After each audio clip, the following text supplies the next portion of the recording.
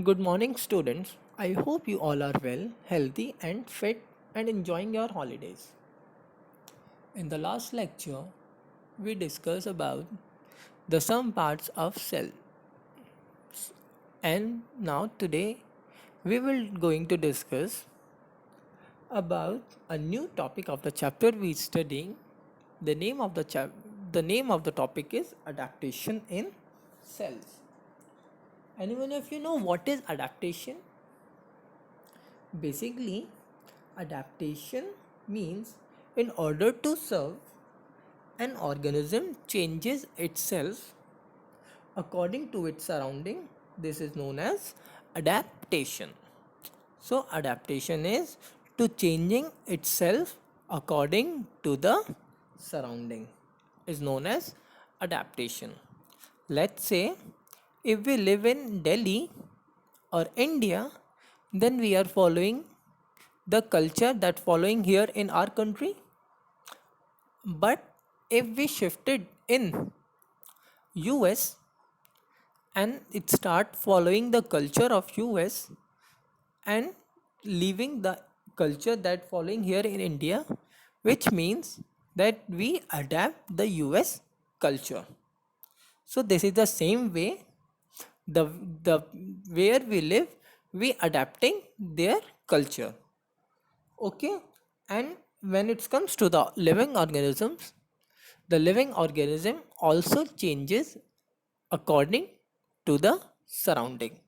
This is called adaptation. Okay, so in adaptation, we will discuss the adaptation in cells. So let's start with red blood cells. As we know, in human body, there are three types of bloods in human body: white blood cell, red blood cell, and platelets. So we will discuss about the red blood cells. So what do you understand by red blood cell? Red blood cell are also called erythrocytes. The prefix erythro means red, and this is how the red blood cell look like. You can see that in the structure of red blood cell, they are in disc shaped, but their centers dip inwards. That's why this structure is called bioconcave structure, because they are in disc shaped and their centers dip inwards. Okay, each red blood cell contains 280 million molecules of the pigment hemoglobin. Hemoglobin gives blood its characteristics bright red color. This red blood cell appears red just because of the presence of hemoglobin in it. Hemoglobin is basically is the protein molecule that adapted to carry and transport oxygen.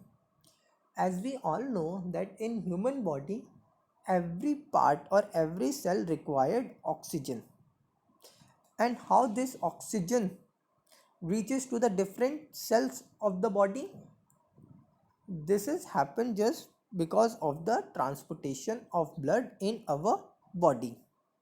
And when oxygen mix in this blood, then this blood become oxygenated blood. Okay, and hemoglobin combines with oxygen in the red pigment combined with oxygen, then the blood become oxygenated blood. And how this oxygen combines in blood? As we breathe oxygen, the oxygen goes into our lungs, and this blood reaches to our lungs and become oxygenated and form oxyhemoglobin. When oxygen mixed in hemoglobin, then it's become oxygenated blood and oxyhemoglobin. And this red blood carry this oxygen added blood to the parts of the different parts of the body where oxygen is required. Okay, so the blood is transported to the different parts of the body and release oxygen. When the blood reaches to the destination, then oxygen is released there and blood become deoxygenated. Deoxygenated means when the oxygen loses from the blood, then the blood become deoxygenated and again blood goes into the lungs for adding oxygen in it for another trip. This is a function of red blood cell. Okay, and this is how the red blood cell looks like. So now let's move forward to the white blood cell. As we discussed that the red blood cell are regular in shape or bioconcave structure. In the same way, the white blood cell are in irregular shape. They don't have a regular shape, and this is how the white blood cell look like. And the most important thing, the white blood cell is also called leukocyte. Okay, the white blood cell act as a soldier and provide immunity to our body to fight against a disease.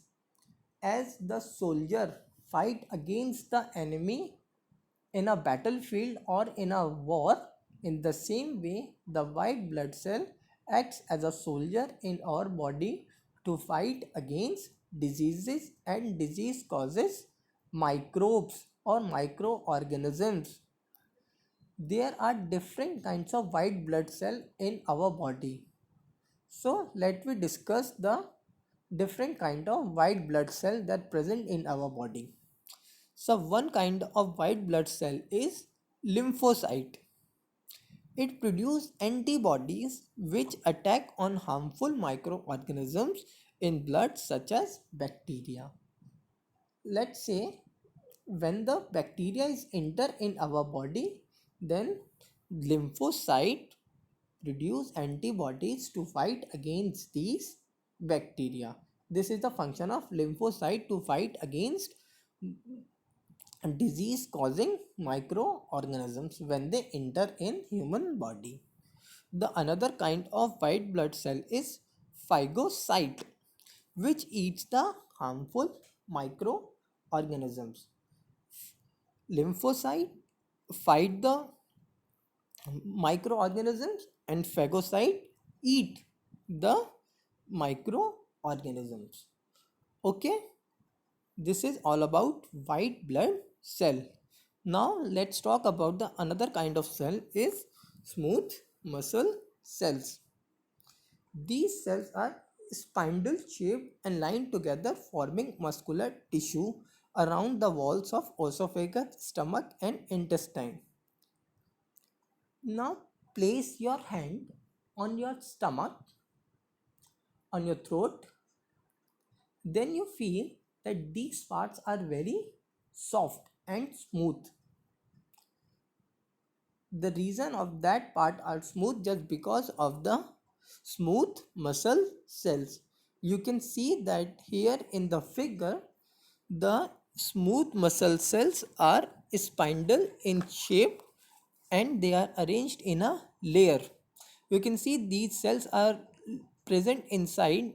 You can see the food bolus, and just above the food bolus you can see the layers of cells, and these cells are smooth muscle cells.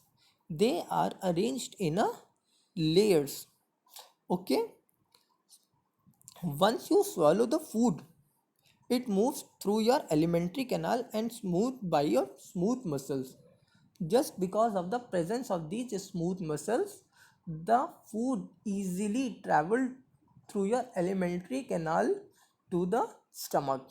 If these smooth muscles are not present, then you feel lot of pain by eating food because it will not easily travel to the stomach. So this is the function of the smooth muscle cells. They contract and squeeze when the food is move through your alimentary canal and they help the food to travel easily to your stomach. This is the function of smooth muscle cells, and they are arranged in a layer at a 90-degree to each other. Hope you all understand today's topic that we discussed. In the next class, we will discuss the some other cells, for example, nerve cells, epithelial cell, root hair cell, palisade cells, and many more. Okay, I'll send you a one worksheet. You have to complete that worksheet in your separate or previous year science notebook. Thank you. And remember one thing, stay home, stay safe. Thank you.